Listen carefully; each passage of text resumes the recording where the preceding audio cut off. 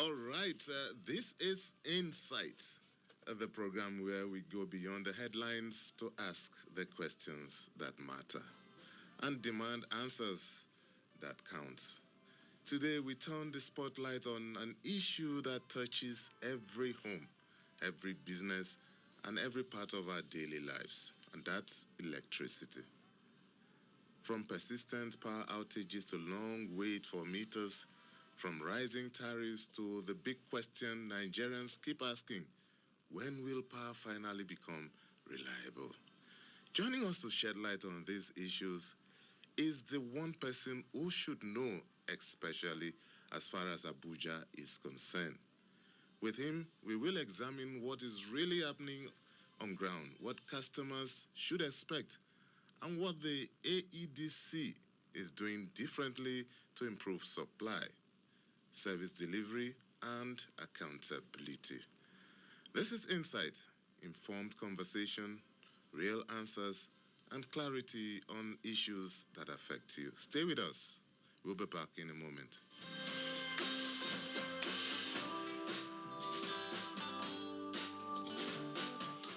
All right, thank you for staying tuned. My guest today on Insight is Engineer Chijoke Okunkenye, Managing Director, Chief Executive Officer, Abuja Electricity Distribution PLC.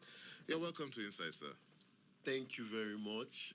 Good morning, Abuja. Good morning, Niger, Nasarawa, Kogi, wherever you're listening to us, and compliments of the season. All right, I guess these are areas under your coverage. Yes. All right. And so before we proceed, Engineer Chijoke has a very formidable CV here. He is the Managing Director, Chief Executive Officer of Abuja Electricity Distribution PLC, with over 15 years in the power sector. He previously served as Chief Operating Officer, driving operational efficiency and strategic initiatives. Before AEDC, he was the Vice President of Engineering at Conexa, where he led a transformative projects to enhance energy solutions and profitability. His career began at the Power Holdings Company of Nigeria and included key roles at Income Electrics Limited and Port Harcourt Electricity Distribution PLC, where he excelled in strategic projects and commercial operations. He holds a degree in electrical electronics engineering from the University of Benin, a master's in electrical engineering, and an MBA in business administration. His diverse expertise and educational background make him a strategic thinker capable of navigating the complexities of the power sector. Once again, welcome to Insight, sir. Thank you very much. And yes, you can stream on Citizen FM. You can join our live stream on YouTube. Just type in Citizen FM 937 and you will be part of this show from anywhere you are in the world. Also, you can listen to us online on www.citizenfm.ng. Not forgetting our social media platforms. You can follow us on our social media platforms. That is on Facebook at Citizen FM Abuja, on Instagram at Citizen FM 937, and on X at Citizen FM 937. All right, let's move in straight. You spent over 15 years in Nigeria's power sector, and this is backed by solid engineering training from the University of Benin and even an MBA. In plain terms, how has this mix of technical depth and business thinking shaped your leadership style at AEDC, especially in a sector as complex as electricity distribution? Okay, I would say I'm one of those players in the industry that have been opportune to almost work in all these sectors in the system. So I had the privilege of doing technical. I started as an engineer and then found myself in regulatory, found myself in commercial. And I think that ability to have gone round has really helped seeing the entire spectrum of the industry, understand what the challenges are, And I think that's what we are bringing to bear in solving the current solutions we have in Abuja Disco. Okay, let's get straight to what Abuja residents are feeling, from Utako to Uye, Jabi, Life Camp, and the rest. Many customers, some even on Band A, that Band A, we'll still talk about it. They say supply is inconsistent. You're transforming to a point of excellence, and Band A is excellence. The plan is to be able to give all our customers 24-hour supply, but like I said, it's a process. So currently, we measure the availability of a customer based on the feeder he's tied to. So a feeder can be on, but locally, the customer has a local fault, maybe from the transformer or from his house even, and we are unable to know because currently we do not have visibility down to the point of the transformer. We currently have visibility of what is streaming on every feeder. So I can tell you as I sit here when a feeder is on or when it's off. I have a dashboard that is able to tell me, and I'm able to get my team to quickly deploy and restore. But when the customer's transformer is out, if the customer does not complain, I wouldn't know. But that is a problem we're trying to solve from January. We are trying to take down our network visibility down to the point of the transformer, so that at that very point we can tell where customers are out and when they are back on. Also, with the current smart metering we are deploying, we're able to monitor real-time customers' consumption, customers' availability. So I think it is a current situation which we are aware of, that not all customers who are on Band A feeders actually enjoy the Band A service because of this level of visibility, but it is something we've identified and we are working assiduously to deal with. So I'm sure that by the middle of next year, by second quarter, we would see a lot of these problems as issues in the past, because we'll be able to quickly identify and resolve customers' issues. Okay, maybe we should just do this, because generally when the people hear about AEDC, there are about 3 components in the power industry: the transmission, the generation, and the distribution. You are in charge of the distribution, I guess. So as an engineer, to a layman, if you want to explain what does these components mean, so that people don't blame the AEDC for a transmission problem, or blame the AEDC for a generation problem.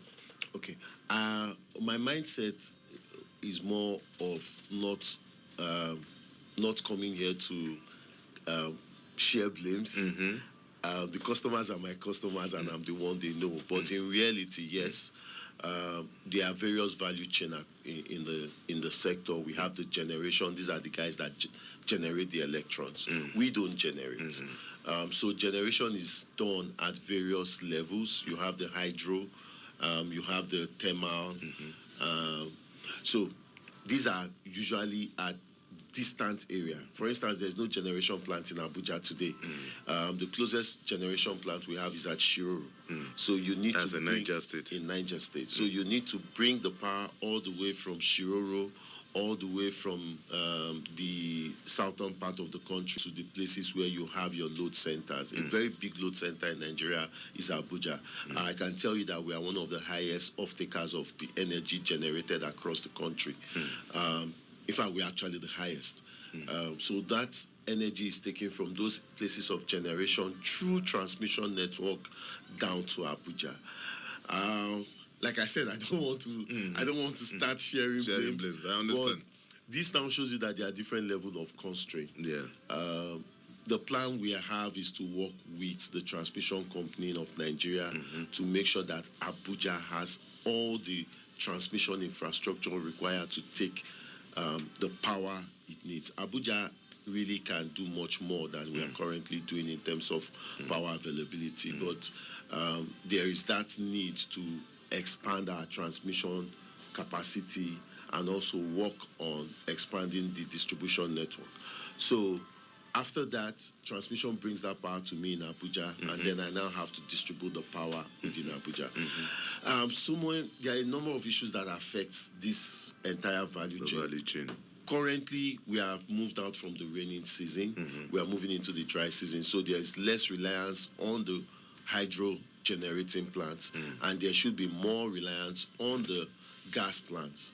But currently, there is the issue of gas. In fact, there was news all through this week that the gas plants are not able to generate to their full capacity because of shortage in gas, and that has also affected our ability to give power as required within this period.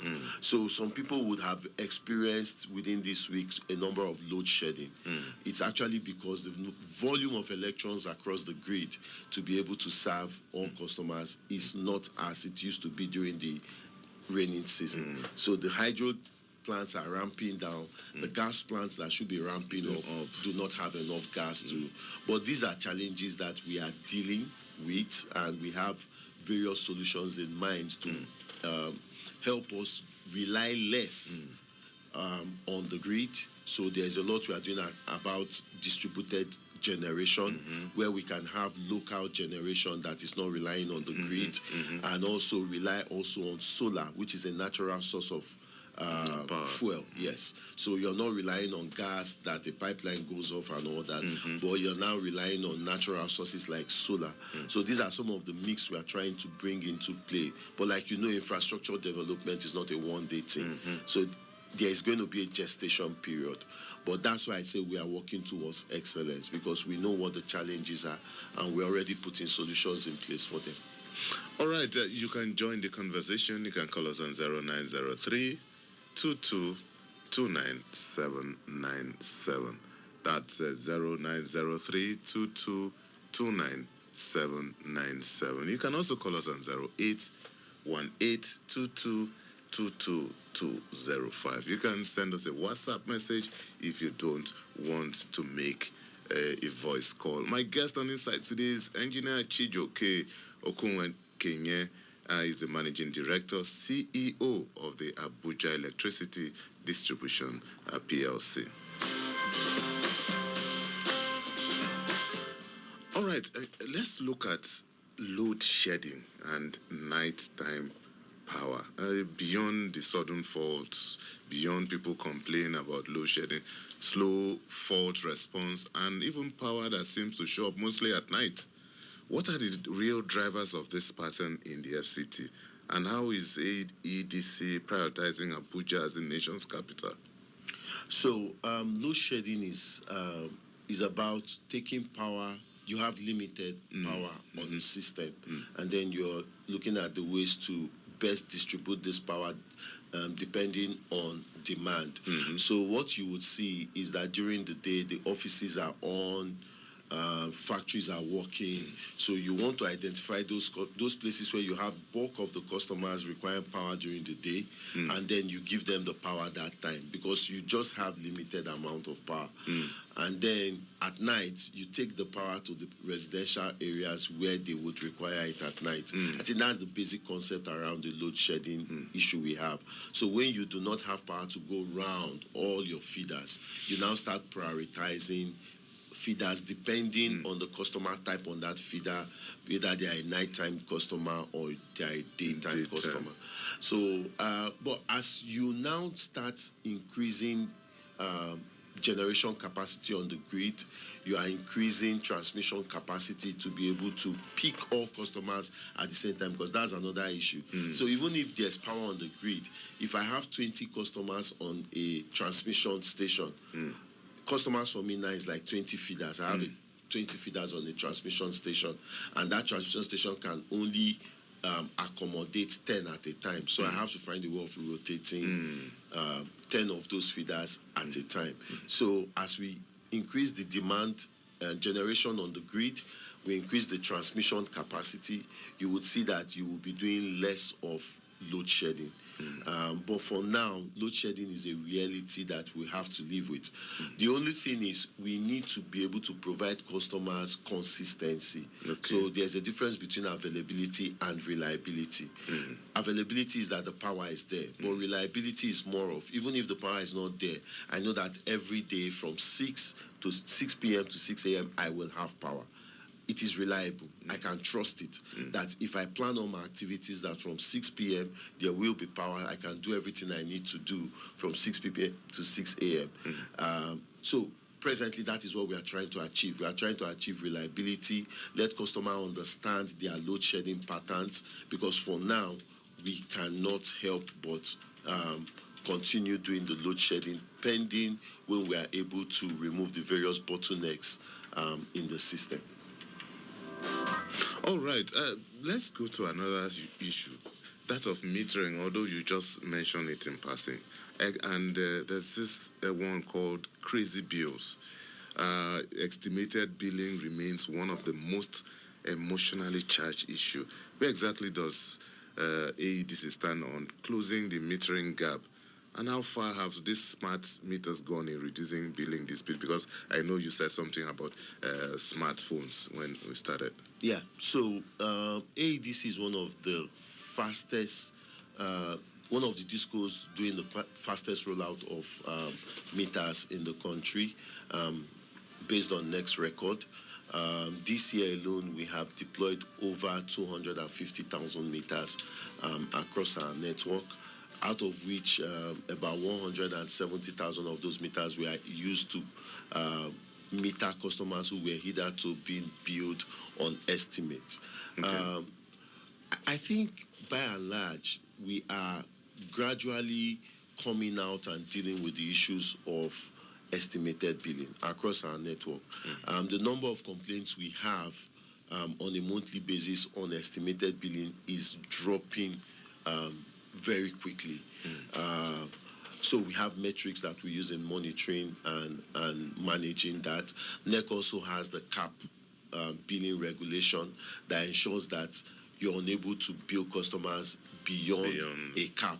And this cap is actually set by getting the average of what the metered customers within that cluster consumed. So you are benchmarking the estimated bill against the consumption of the metered customers. So gradually we are dealing with that issue. I personally have a personal motivation to ensure that customers with billing issues are resolved within 30 days, and we have set that timeline and that metric for us, and to a large extent we are meeting with it.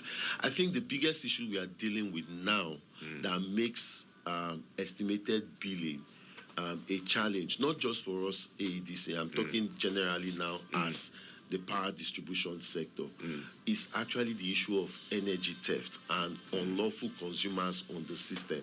Because whether you like it or not, what is happening is that most discos, when they are unable to identify the consumers that are consuming the energy, or they are able to account for the energy which the metered customers have stolen, end up dumping that energy on the unmetered customers. So I also want to use this opportunity to appeal to us as a people morally that energy theft, unlawful consumption does us harm as a country generally. And until we can hold ourselves accountable, hold ourselves disciplined, my team cannot be in every household monitoring what their consumption is, whether they are bypassing, although with the movements to the smart meters, we are now able to do it. But pending when we do that, over 90% of our meters are still not smart. So we have a motivation to quickly roll out smart meters across everywhere. And I think this is an opportunity to also tell people, because people have also called me to complain that people came to my house and they've said they are going to change my meter, but I don't think anything is wrong with my meter. The fact is that we have a deliberate plan to move the entire system into a smart distribution network, so that real-time monitoring, just as we want to use that opportunity to improve service, it also ensures that we are able to guarantee efficiency and reduce most of these infractions we are talking about. So as a people, the appeal is still that we should understand that there is a moral right on us that we must protect this infrastructure. We must guard against energy theft, because whatever infraction we are committing impacts the system generally. So we can't keep calling that we want reliable supply and then we are trying to cheat the system. It would not work. All right. Yes, I know that in addition to this energy theft, is also the challenge of vandalism of your equipment. How serious is this? It is massively serious, and it is a killer. There's been a lot of engagement with the DSS, with the Office of the National Security Advisor, to tackle this problem because it is crazy. It's as bad as people. In fact, I have an incident that happened 3 weeks ago in Abaji. I'm currently working with the council chairman of Abaji, and he's such a wonderful guy. They went to the line that feeds that entire local government area. They took hammers and broke the poles, and then the line collapsed, and they started stealing the conductors. In fact, working with him, he had to set up a vigilante team, and they eventually caught one of the guys that were involved in it. And massive conductors were recovered from them. We actually also brought in the police. We brought in the National Security Advisor's Office, because it's necessary now that we find the roots of this problem. We actually are able to identify those who are stealing it and those who are buying it. Like I said, there is a moral obligation on us to stop these things. We can't. Abaji line, for instance, is a line that I have had to replace 3 times before I had to go to the council chairman and say, look at what is happening. We need your support. It's a line we have replaced 3 times because of vandalism. This is not sustainable. At a point in time, you would have to say, okay, I'm not doing this anymore. So we have to work together as a society to stamp out these things, because with issues like this, there is no way we can progress the system. Right. Okay. Talking about vandalism, sometimes in areas, in communities, you hear, some of this particular community has been vandalized. The people will need to contribute money to fix it. They need to contribute money to buy another transformer and anything. And people ask, is it the duty or the obligation of the community to buy transformers? These transformers, aren't they property of the AEDC? Yes, it's not the duty of customers to buy transformer, and as much as possible, we are stamping out that culture in AEDC. We know that our responsibility is to provide the assets. Customers' responsibility is to consume energy and pay for it. But we are also a regulated business, and when we talk about regulation, up to the amount, the revenue that we earn is regulated in the markets, because there are certain, whatever you earn is allowed for you in your tariff. So if the tariff does not allow me to replace vandalized equipment, it becomes a challenge also for me to deal with it.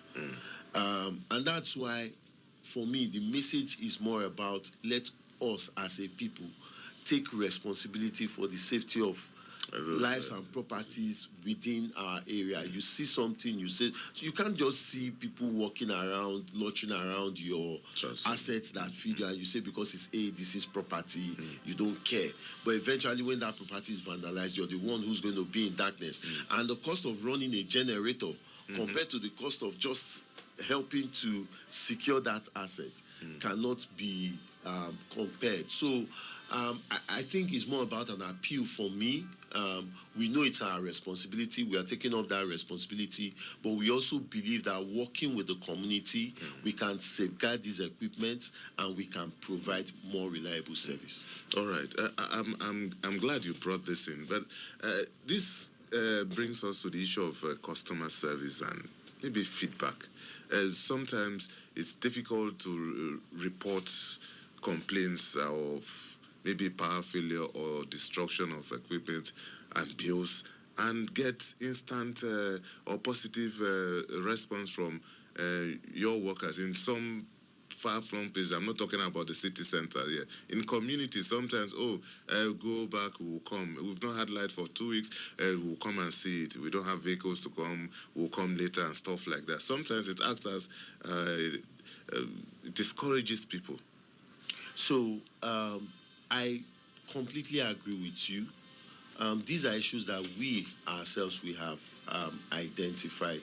In fact, we are working, and we would soon announce it, because we have identified customer ability to reach out to us as a challenge, especially those who are not on social media and who are not tech savvy, and that can go to our website and complain and all that. We've noticed that there is a challenge with them trying to reach out to us.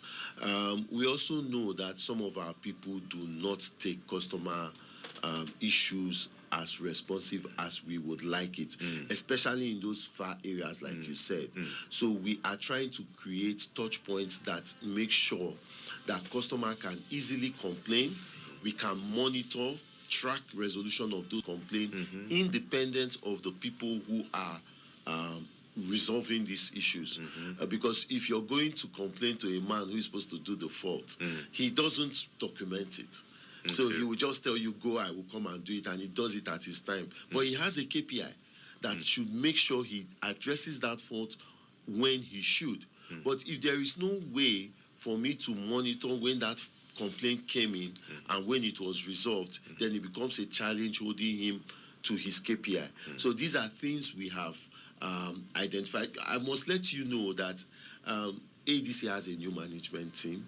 We are just about a year old. In fact, we turned a year in July, and we are actually in a turnaround process. We have noted that there is a lot of gaps. People were brought in because of the challenges and the gaps that currently exist. And we have a plan to take ADC to where we want ADC to be. And where we want ADC to be is the best-in-class distribution company in Africa. In fact, that's the mandate we have given ourselves. So there is a lot of automation that is happening in the system that will improve our visibility of issues and resolution of those issues, that will improve our engagement with our customers. So I would also say customers should bear with us. These issues have lingered for years. But now there is a team that is focused on fixing them, and we are working greatly on doing that. All right, let's take this call. Oh, it just lost it. Yes, you can call us back 0903-222977. Okay, I think it's still on. Hello, good morning. Okay, we lost that. You can call us back on 0903-222977. You can also call us on 0818-2222-205. Our guest is Engineer Chijioke Okunkenye, is the Managing Director, Chief Executive Officer of Abuja Electricity Distribution PLC. Okay, let's take this caller now. Hello, good morning. Good morning, Mr. Lawrence. Good morning, sir. Who's on the line, please? Musbah Salami from the line. All right. All right, please go ahead. So, about this issue that you are talking about, electricity or something like that. So, we are facing many things in our area, Papri side. The meter, NEPA will come, they will say what I want, they will put your meter outside. They will put your meter aside before you will know. The thing will come carry on. That is one. Then NEPA, they are trying. Abuja, they are trying. So they are trying for lights for duties. So Abuja, we are enjoying them. More progress to their, more grease to their able. All right, thank you so much. All right, I'm sure you heard that. Yeah. So I will address the issue of relocation of meters, which we are currently doing. And thank you to the customer that called. We will continue to improve our service. We don't just want to try, we want to excel. But the thing about excelling is you must be able to account for every energy that you give out. We have noticed that a lot of people, I can tell you, have meters in their kitchen. And a man that puts a meter in his kitchen has diverted all the load in the house before the wire gets to the meter. There is no way to inspect the meter. In fact, I've said one of the biggest issues we are dealing with in Abuja is the issue of energy theft. And so to take away the control of the meter from the customer, we have decided as a policy to relocate, especially when we catch you that you are engaged in energy theft, we will recover the revenue that we can identify that you've stolen, and then we will move your meter to a point where you do not have access to it. So for all those who have been affected by this, please bear with us. It is just a way of ensuring that the energy which we buy, so that's another thing you should understand. We do not generate power. We'll buy power and we must pay for that power to the value chain, both from transmission down to the generation where we bought that power from. I can tell you that for every energy and ADC collects that it is unable to pay the market, ADC is charged an interest of NIBOR plus 4%. Currently, my indebtedness from previous times in terms of interest that is being charged by the market for energy we did not pay for is higher than the debt I'm actually owing the market, the interest component. That is how bad it is. But when customers steal, when customers are billed and they don't pay, they are not charged interest. So the DISCO is actually in a dire situation where it has no option but to quickly put an end to these issues, so that until we are able to pay for every energy that comes from the generator, there is no incentive for the generator guys to improve their generation capacity. So it's a chicken and the egg situation. You are asking that they improve power availability in Nigeria. The guys who are supposed to make that investment to bring more power to the country are asking that they must be paid for the energy that they are already generating. So we at the DISCOs, and now we are in the midpoint. We are the ones to ensure that the revenue is collected and they are paid so that they can make more investments and provide more power to Nigerians. So I really appeal to my customers, please bear with us. It is a strategy we have adopted just to ensure that we can account for every energy we give. All right, if you're just joining us, it's Insight on Citizen 93.7 FM Abuja. And we'll be talking about everything power in Abuja and environs. That's under the coverage of the Abuja Electricity Distribution PLC. And our guest has been the Managing Director and Chief Executive Officer of AEDC, Engineer Chijioke Okunkenye. I will take a short break now, and when we return, we'll look at some other issues, issues of tariff bans and value for money. We'll look at other issues too, infrastructure, loss of reduction, and so many other things. Don't go away. Insight will be back in a moment.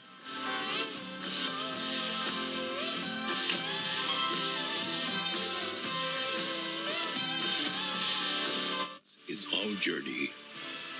We've had our finest moments and our darkest hours. Yet we pull ourselves back from the brink every time. We are a resilient people. We are Nigeria. And when we talk, we share our views on Talk Radio 93.7.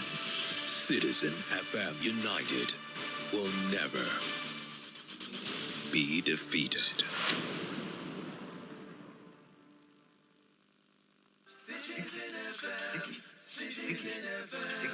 Make we join our hearts to build a nation of our dream.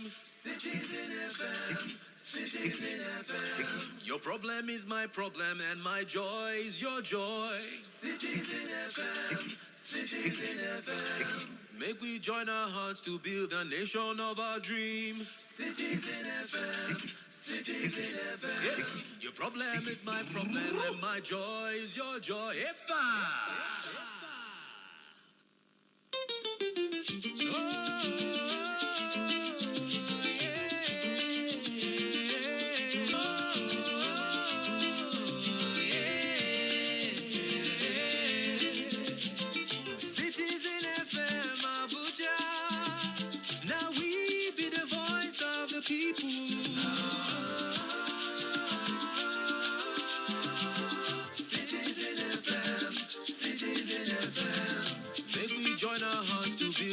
Of our dream.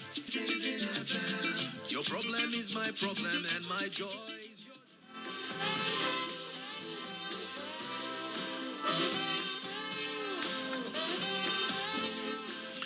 right, thank you so much for staying tuned. It's still Insight on Citizen 93.7 FM, and we've been talking about power situation in Abuja. And who else to bring on board, if not the Managing Director, Chief Executive Officer of Abuja Electricity Distribution PLC, Engineer Chijoke Okunkenye, and he's been giving us a lot of insight into the challenges, into the performance, and so many other things relating to power situation in Abuja. Once again, thank you so much for coming, Engineer. Thank you very much, sir. All right, let's move on to other issues. AEDC recently announced embedded generation project, which included a 500 megawatt arrangement with Transfarm Power for the Do Industrial Hub. Where does that project stand today, and how central are high solutions to stabilizing supply? Okay, it's actually 50 megawatts, not 500 megawatts. Okay, it's a 50 megawatt arrangement for EDU. The biggest challenge with that project has been gas. Okay. We had depended on the fact that the AKK gas pipeline was going to commence, and then we had hinged the plant for that generation based on that. So for now, that has been that particular project, which is the gas generation side of it, has been suspended. There is ongoing conversation now to make it completely solar. A number of companies also are talking to us on that. There is the Ripple conversation happening. Ripple is backed by the NSIA, Nigerian Sovereign Investment Authority. There is a conversation with them to put 20 megawatts. There's also a conversation with a Chinese company to also put in another 10 to 20 megawatts. So we are trying to pivot the design, but the assurance is that the project is going to commence in 2026 because EDU is an industrial hub, and we are doing everything to ensure that we have uninterrupted power supply in the EDU axis. We are also currently building a dedicated 33 kV feeder that's going to blend with the solar that is coming in there to ensure that there is this hybrid, pending when we're able to bring the AKK gas on board. For that, now we're also speaking with NNPC, who are building a power plant in Gwagwalada that will run up to almost 300 megawatts. So there's a lot of hope that by the time we get gas on the AKK pipeline into Abuja, that a lot of the issues around power generation in Abuja will be a thing of the past. Like I said, power is generated, transmitted before we can distribute it. So when you have generation, local generation within your network, you're able to eliminate that bottleneck of transmission. So when there's transmission failure or there's transmission constraint, you're unable to serve your customers. So we are looking at improving our power generation security. So I call it generation security by trying to embed a number of distribution generation that don't need to come through transmission, such that when there is a transmission failure or there is a transmission constraint, we are still able to provide power to our customers locally. So work is ongoing on that, and from 2026, a number of those projects, we'll start seeing them coming on stream. All right. Let's talk about, maybe we'll look at some internal reforms in your organization. There's been talk of staff restructuring and also legacy debts. How is AEDC improving internal efficiency without compromising service delivery to customers?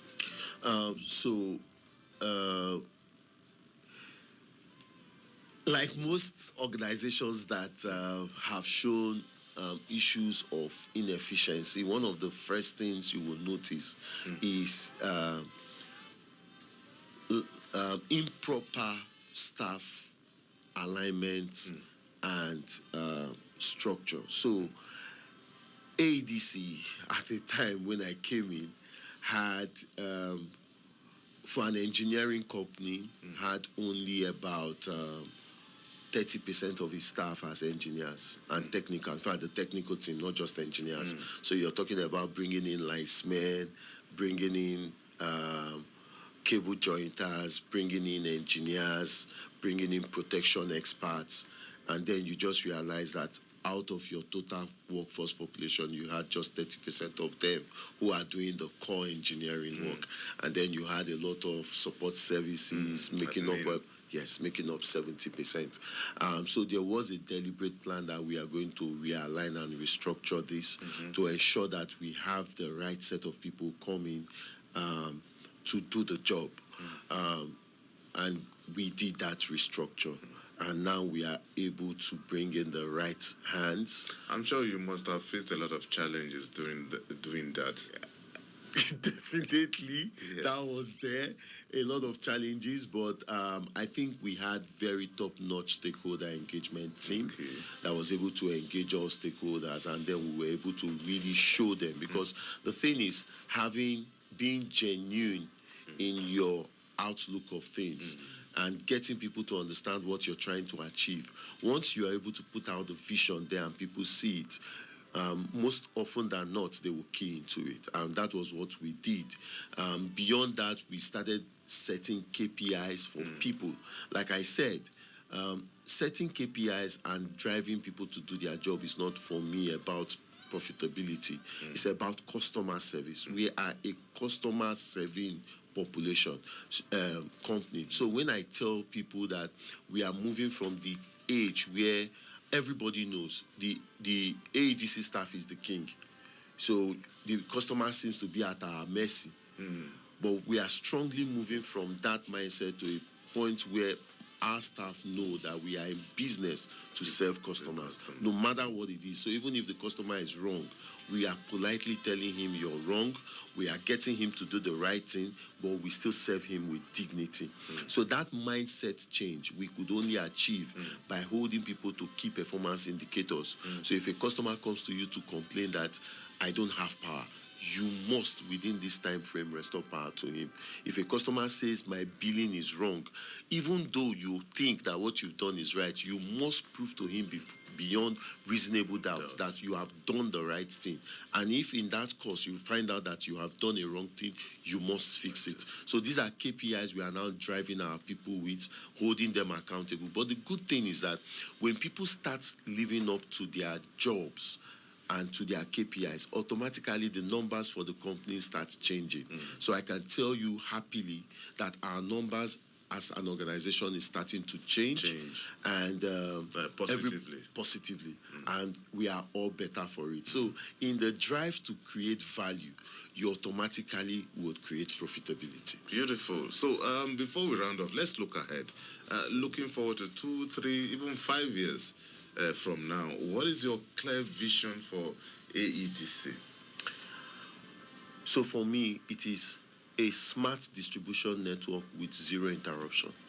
So from 2026, we've told ourselves we will start counting 1 day without interruption, 2 days without interruption, and we want to proudly say we will do 365 days without interruption. It will not happen across the entire franchise area in 2026, but we are going to start creating zones of excellence where we will start counting days without interruption. And even if there will be interruption, we would properly notify customers and explain why. But we want to start doing this. And by the time we are able to create zones, pockets of success stories, before you know it, it will aggregate to the entire Abuja being uninterrupted power supply. All right, thank you so much. But before we go, I want you to talk to your customers in Abuja. Some of them who are frustrated but hopeful, especially during this festive period. Okay, so today is 23rd of December. As the managing director, I'm still at work.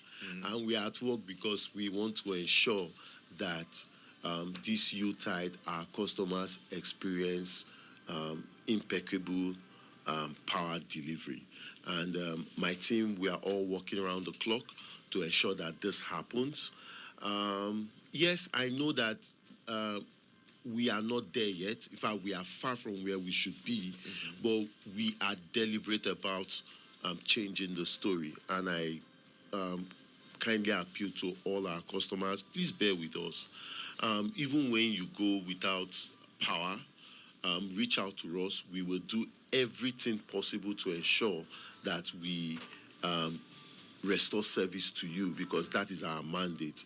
But the vision is clear. We are going to a company that will exceed customer expectation. So just please bear with us. We still have a lot of challenges. There's the issue with transmission, like I've mentioned in the past. In fact, my customers in Lugbe, when they hear me, sometimes they get inflated. But I tell them that there's a lot that is being done. We are working with transmission to commission a transmission station in Lugbe, which is highly required. We're also working with transmission to commission another transmission station in Kuje. By the time these two transmission stations come up, Lugbe will be one of the best served area in Abuja, I can assure you.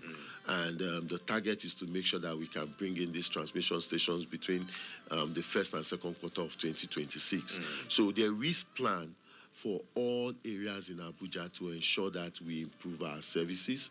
So customers should please bear with us. All these issues of darkness in Abuja will soon, very, very soon be a thing of the past.